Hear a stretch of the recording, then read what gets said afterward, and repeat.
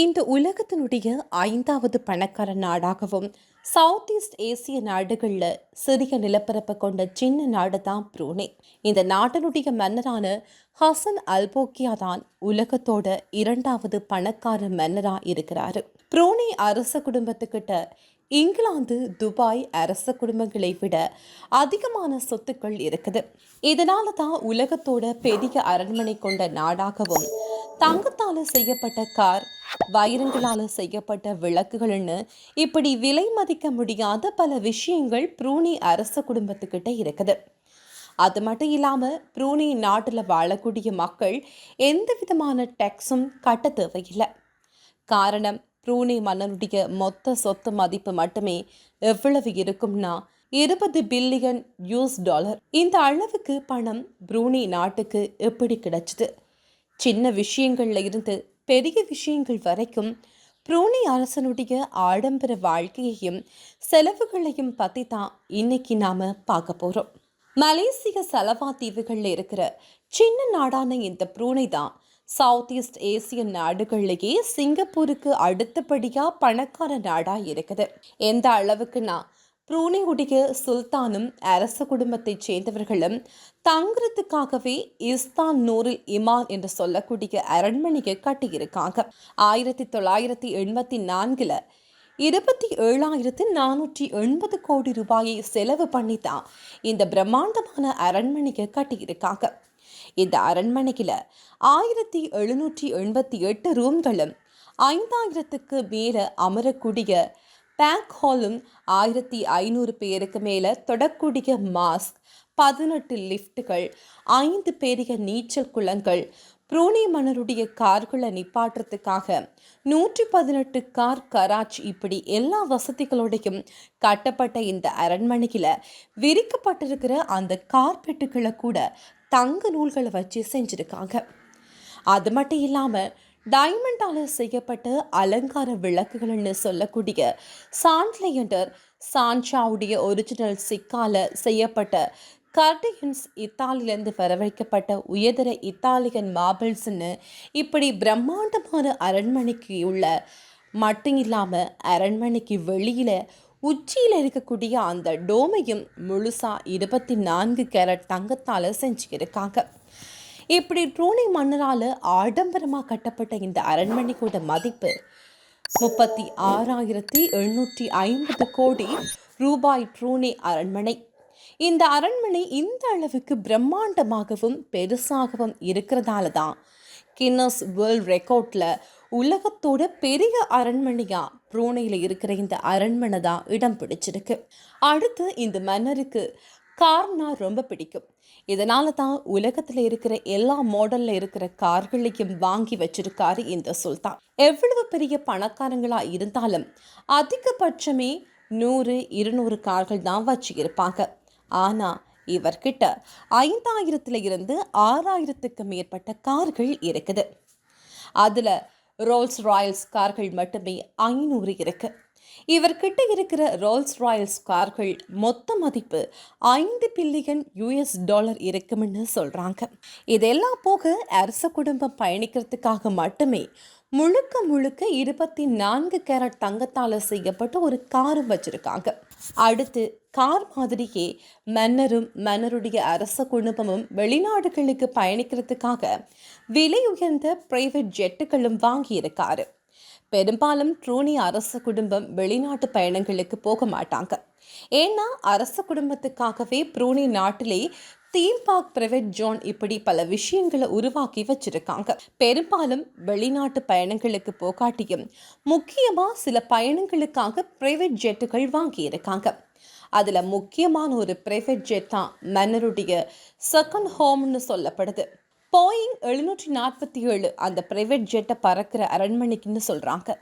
காரணம், அந்த பிரைவேட் ஜெட்டில் இருக்கிற ரூமில் ஆரம்பித்து ரூமுக்குள்ளே இருக்கிற பொருட்கள், அலங்கார விளக்குகள், கடைசியாக பாத்ரூம் வரைக்கும் 24 கேரட் தங்கத்தையும் வைரத்தையும் பயன்படுத்தி செஞ்சுருக்காங்கன்னு சொல்லப்படுது. இப்படி செய்யப்பட்ட பிரைவேட் ஜெட்டுடைய இன்டீரியர்ஸ் மதிப்பு மட்டுமே 380 கோடியா. இன்டீரியர்ஸே இந்த அளவுக்கு இருக்குன்னா அப்ப போயிங் 747 பிரைவேட் ஜெட்டுடைய மொத்த விலை எவ்வளவுன்னு பார்த்தா, இன்டீரியரே இந்த அளவுக்கு இருக்குன்னா அப்ப போயிங் 747 பிரைவேட் ஜெட்டுடைய மொத்த விலை எவ்வளவுன்னு பார்த்தா 1720 கோடிகள். ப்ரூனே மன்னர்கிட்ட இந்த ஒரு பிரைவேட் ஜெட் மட்டும் இல்லாம இன்னொரு பிரம்மாண்டமான பிரைவேட் ஜெட்டும் இருக்குது. 760 கோடிகளுக்கு வாங்கப்பட்ட இந்த இரண்டாவது பிரைவேட் ஜெட்டில் 920 கோடிகளுக்கு முழுவதுமா தங்கத்தாலிக்கு இன்டீரியர்ஸ் மட்டுமே பண்ணியிருக்காங்க. இந்த அளவுக்கு அதிகமான பணத்தை செலவு பண்ணி உருவாக்கப்பட்ட கிராண்ட் ஓஎஸ் ஏர் இந்த பிரைவேட் ஜெட்டு தான் மன்னருக்கு மிகவும் பிடித்த ஒன்றுன்னு சொல்லப்படுது. இந்த விலை உயர்ந்த பிரைவேட் ஜெட்டுகள் மட்டும் இல்லாமல் மன்னருடைய அரச குடும்பத்தை சேர்ந்தவர்களும் ப்ரூனே முழுக்க சுத்துறதுக்காகவே ஸ்கை 2 விலை உயர்ந்த ஹெலிகாப்டர்கள் வாங்கியிருக்காங்க. இப்படி ஆடம்பரமான அரண்மனை கார்கள், பிரைவேட் ஜெட்டுன்னு பல பொருட்களில் அதிகமான பணத்தை செலவு பண்ண மாதிரியே ப்ரூனே மன்னர் தினசரி வாழ்க்கையிலையும் ஆச்சரியப்படுத்தக்கூடிய அளவுக்கு பணத்தை செலவு பண்ணுறாரு. மன்னருக்கு ஒரு முறை முடிவெட்டுறதுக்கு மட்டுமே 17 லட்சம் ரூபாய் செலவாகுது. ப்ரூனே சுல்தான் எப்பவுமே கென் மாஸ்டர் என்கின்ற லண்டனுடைய பிரமாண்டமான ஹேர் ஸ்டைலுக்கிட்ட தான் முடிவெட்டுவார்.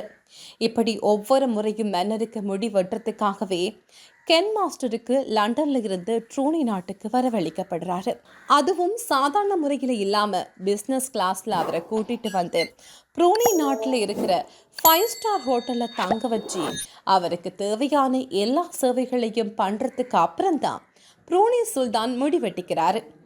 இப்படி இவருடைய போக்குவரத்து செலவுகள், 5 ஸ்டார் ஹோட்டல்னு தங்கக்கூடிய செலவுகள் எல்லாமே சேர்த்து தான் மன்னருக்கு ஒரு முறை முடிவெட்டுறதுக்கு மட்டுமே 17 லட்சம் ரூபாய் செலவாகுது. இது மட்டும் இல்லாமல் தன்னுடைய மகள் திருமணத்திற்கு ஹாலிவுட் பாப் பாடகையான விக்டரி யூஸை வர சொல்லி ஒரு பிளாங்க் செக்கை கையில் கொடுத்து எவ்வளவு பணம் வேணும்னாலும் எழுதிக்கோங்க, ஆனால் என்னுடைய மகள் திருமணத்தில் வந்து பாடணும்னு சொல்லியிருக்காரு. அந்த பாடகையும் 50 கோடிக்கு மேலே எழுதினா சொல்லப்படுது. இப்படி இந்த விஷயம் மட்டும் இல்லாமல் ப்ரூனே மன்னருடைய 50வது பிறந்த நாளுக்கு இந்திய மதிப்புக்கு அப்பவே 125 கோடிகள் கொடுத்து மைக்கேல் ஜாக்சனை வர வச்சிருக்காரு.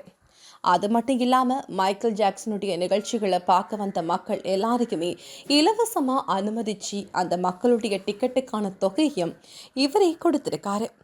அதே மாதிரி 50வது பிறந்த நாளுக்கு வந்த எல்லோருக்குமே தங்க நாணயங்களும் கொடுத்திருக்காரு.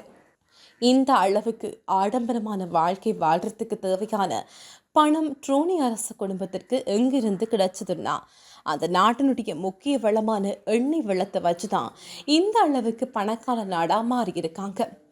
1979 தான் ட்ரூனியுடைய நாட்டில் எண்ணெய் வளம் அதிகமாக இருக்கிற விஷயத்தை கண்டுபிடிக்கிறாங்க. அப்போ எண்ணெய் வளங்களை கண்டுபிடிக்கிறதுக்கு முன்னாடி ட்ரூனி நாடு பணக்கார நாடா இருந்துச்சுன்னான்னு கேட்டா அதுதான் இல்லை. சவுத் ஈஸ்ட் தீவுகள் இருக்கிற ஒரு சின்ன நாடு தான் ப்ரூனே. இன்னைக்கு உலக நாடுகளிலேயே சின்ன நாடாக இருக்கக்கூடிய இந்த ப்ரூனே ஒரு காலத்தில் சவுத் ஈஸ்ட் தீவுகளான பரினோ தீவுகள் முழுக்க ஆட்சி செஞ்ச பெரிய ஒரு சாம்ராஜ்யமாக இருந்தாங்க. இந்த பரணி தீவுகளில் பழங்கால வர்த்தகத்துக்கு முக்கியமான ஒரு இடமாக இருந்துச்சு. அதுலேயும் குறிப்பாக தமிழ்நாடு, கேரளா போன்ற இடங்களில் இருந்து சைனா, மலேசியா போன்ற நாடுகள் கூட வர்த்தகம் பண்ணுறதுக்கு முக்கியமான ஒரு இடமாக இந்த ப்ரூனே தீவுகள் தான் இருந்துச்சு. ஒரு காலத்தில் பரினோ தீவுகள் முழுக்க பறந்து விரிஞ்சிருந்த இந்த ப்ரூனே அரசாங்கம் இன்னைக்கு சின்ன ஒரு நாடாக மாறுறதுக்கு காரணமாக இருந்தது வேற யாரும் இல்லை. ஐரோப்பியர்கள் ஆரம்பத்தில் ஸ்பெயின், போர்த்துகீஸ் போன்ற நாடுகள் ப்ரூனே தீவுகளில் இருந்த சில இடங்களை மட்டும் கைப்பற்றி ஆட்சி பண்ணிட்டு இருந்தாங்க. அதுக்கப்புறம் தான் பிரிட்டன் அரசாங்கம் இந்த ப்ரூனே தீவை பல நாட்டினுடைய வர்த்தகங்களுக்கு முக்கியமான ஒரு இடமா இருக்குன்னு தெரிஞ்சுக்கிட்டு இந்த இடத்தை எப்படியாவது கைப்பற்றியே ஆகணும்னு ப்ரூனே நாட்டையும் கைப்பற்றி தங்களுடைய ஆட்சிக்கு கீழே கொண்டு வராங்க. இப்படி பிரிட்டன் கட்டுப்பாட்டுக்குள்ள ப்ரூனே போனதுக்கு அப்புறம் ப்ரூனே மன்னர் பிரிட்டன் அரசாங்கத்துக்கு கீழே இருக்கக்கூடிய ஒரு சிற்றரசர் மாதிரி மாறுறாரு. அதாவது ப்ரூனே நாட்டில் கிடைக்கக்கூடிய எல்லா வளங்களும் பிரிட்டன் அரசாங்கத்துக்கு சொந்தமானது என்றும் மாதம் மாதம் அரச குடும்பத்துக்கு மட்டும் ஒரு சிறிய உதவித்தொகை தருவோம் அப்படின்னு ஒப்பந்தம் போடுறாங்க. இப்படியே சில வருஷங்கள் ப்ரூனே அரசாங்கம் இருந்தப்ப மன்னராக இருந்த ஹசன் போல்கியாவுடைய அப்பா தான் பிரிட்டனுக்கு எதிராக கொஞ்சம் கொஞ்சமாக தங்களுடைய ராஜ்யத்தை மீட்டெடுத்து சரியா 1984 ப்ரூனே சுதந்திர நாடாகவும் அதே சமயம் மன்னராட்சி முறையாக பின்பற்றக்கூடிய நாடாகவும் மாறுது. இதுக்கு அப்புறம்தான் இன்னைக்கு இருக்கக்கூடிய ப்ரூனே சுல்தான் நாட்டினுடைய மன்னர் பதவியை ஏற்கிறாரு. இவர் அந்த நாட்டினுடைய மன்னர் மட்டும் இல்லாமல் ப்ரூனேயுடைய டிஃபென்ஸ் மினிஸ்டராகவும் பிரைம் மினிஸ்டர், இராணுவ படைகளுடைய சுப்ரீம் கமாண்டர், ஃபினான்ஸ் மினிஸ்டர், இப்படி பல முக்கிய பொறுப்புகளை இந்த நாட்டினுடைய மன்னரே வச்சுக்கிறாரு. இந்த மன்னருடைய வருமானம் மட்டுமே ஒரு வருஷத்துக்கு இந்திய மதிப்புள்ள 14,700 கோடிகள். இவ்வளவு பணத்தையும் ப்ரூனே அரசாங்கம் தங்களுக்கு மட்டும்தான் வச்சிருக்கிறாங்களா இல்லை மக்களுக்கும் செலவு பண்ணுறாங்களான்னா பார்த்தா முதல்ல ப்ரூனே நாட்டில் வாழக்கூடிய மக்களுக்கு எவ்விதமான டேக்ஸும் கிடையாது. அடுத்து ப்ரூனே நாட்டில் பிறகக்கூடிய எல்லாருக்குமே கல்வி, மருத்துவம் இப்படி எதுக்குமே பணமே தர தேவையில்லை, முழுவதுமாக இலவசம். ப்ரூனே ஒரு இஸ்லாமிய நாடுங்கிறதால இங்கே ஆல்கஹால் தடை செய்யப்பட்ட ஒன்றா இருக்குது. அதே மாதிரி மன்னருடைய ஆடம்பர வாழ்க்கையை பற்றி பேசுகிறதும் தடை செய்யப்பட்ட ஒன்றா இருக்குது. இப்படி பல சட்டங்கள் இருந்தாலும் ப்ரூனே வாழக்கூடிய மக்கள் அந்த நாட்டு மன்னரை அதிகமாக நேசிக்கிறாங்க. காரணம், அவர்தான் அந்த நாட்டு மக்களுடைய கஷ்டங்களை பொருளாதார ரீதியாக தீர்த்து வச்சு உலகத்தோட பணக்கார சமூகங்களில் ஒன்றா மாற்றி இருக்காரு. இதனால இந்த ப்ரூனே நாட்டில் வாழக்கூடிய மக்கள் பெரிய அளவுக்கு எந்த ஒரு பிரச்சனைகளும் இல்லாமல் நிம்மதியான வாழ்க்கையை தான் வாழ்ந்துட்டு வராங்க. ஓகே கைஸ், இப்போ இந்த ப்ரூனே மன்னருடைய ஆடம்பர வாழ்க்கையை பற்றியும் ப்ரூனே நாடு மாதிரியே இலங்கையும் டேக்ஸ் இல்லாமல் இருந்திருந்தா எப்படி இருந்திருக்கும்னு மறக்காமல் உங்களுடைய கருத்தை கமெண்ட்டில் சொல்லுங்கள். இந்த வீடியோ சுவாரஸ்யமாக பயனுள்ளதாக இருந்துச்சுன்னா மறக்காமல் தமிழ் இன்ஃபோ ப்ளே தமிழ் சேனலுக்கு சப்ஸ்கிரைப் பண்ணிவிட்டு ப்ரூனே நாட்டை பற்றி தெரியாத உங்களுடைய நண்பர்களுக்கு இந்த வீடியோவை ஷேர் பண்ணுங்கள்.